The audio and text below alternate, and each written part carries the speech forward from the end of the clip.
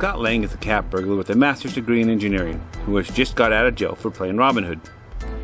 Now, unable to maintain a job, Scott is desperate to have one. He needs one of these jobs because, well, that meets the requirements he needs in order to see his daughter. Scott finally takes a job to rob some old scientist.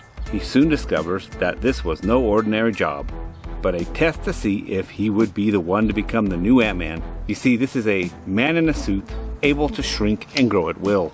He now works for the scientist, Dr. Hank Pym, on a mission from keeping the evil corporation from discovering the suit's secrets. How does this Ant-Man movie compare to the other movies in this MCU series? And what can we learn from it? Let's find out.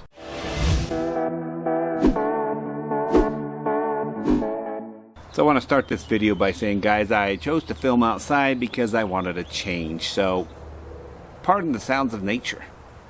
They are all around me. When I first started watching this movie, or before I was going to watch it, I was like, and I've seen these all before, obviously, but I was thinking, I think this is going to be totally like a, let's shove them in at the last moment like we did with Captain Marvel. This is going to feel weird and awkward. And that's how I came in thinking of this movie, that it was like.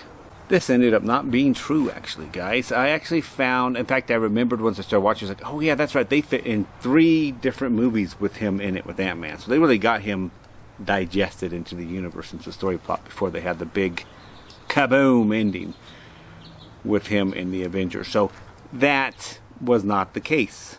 And, you know, honestly, for some reason, I never get tired of Paul Rudd's kind of, the actor that plays Ant-Man, the kind of lay back and I don't care lazy attitude. It's always funny to me.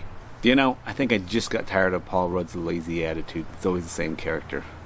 But nonetheless, I did enjoy, which, you know what, that doesn't really fit his super buff MCU body that he has. I'm like, he comes off so lazy.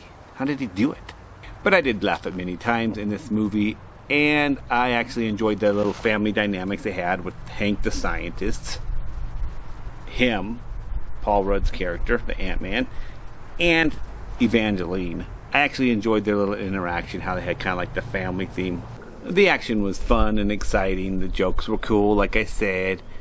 The action wasn't super amazing special effects, but it didn't really need to be. There wasn't that much to it in that sense. It wasn't over the top, but I appreciated that. One thing I didn't like is I wasn't convinced of Scott Lang's motivation to become this superhero. For him, it was like, it's a job. It's a mean to an ends. Man, I'd work at Baskin Robbins if you'd let me.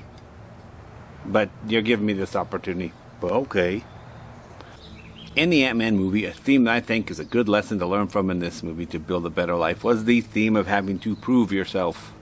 I mean, he comes into the group and he wants to do it. And the daughter, Hank's daughter, scientist daughter, she's like, ugh, he's a loser. I want to do it. I should be doing it. And he says, I'm a good worker, I swear. And he had to prove it. And maybe it's because he had a blah attitude, but he had to prove it through hard work and dedication that he was serious. And I do think that's a good way to get into any group, is you got to start off, you got to be willing to work, you got to be open to change, got to be humble, humility, not be argumentative, play well with others. And by doing that, I do believe most people in the group are going to say, hey, he's a cool guy, he can come on in. Now, you might get razzed at first because that's just kind of like them testing your temperament, I believe. But in the long run, if you stay cool, keep level-headed, remain open-minded, work hard, you're going to win over anyone in whatever task or group you're joining.